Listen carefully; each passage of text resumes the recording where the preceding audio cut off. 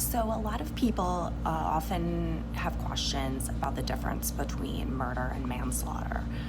It's something that you see in the news, unfortunately, on a daily basis. It's something that you see in TV shows such as Law and Order, and a lot of people have questions about it. So, this is just going to be a quick overview of the topic because depending on the country that you're in, depending on even in the United States, different states can have different laws and it can really vary from jurisdiction to jurisdiction.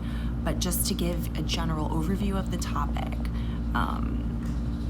when someone is charged with or convicted of murder, there has to be something called malice aforethought.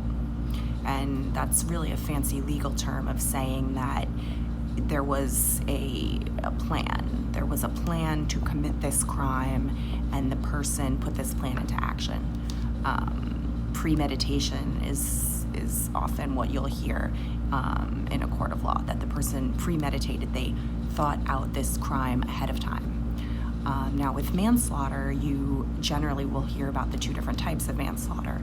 Voluntary manslaughter is often called the heat of passion killing, or there's something that really incited the killing.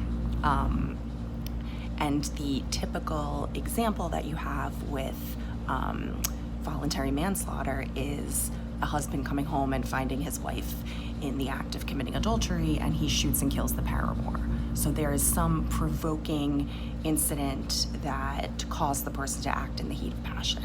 And then you have involuntary manslaughter, and that is when a person commits a criminally negligent act, and another person is killed as a result. So often the classic example of involuntary manslaughter is a drunk driving accident, where you didn't have a premeditated plan to kill someone, but because you got drunk, drove in a car, someone died as a result.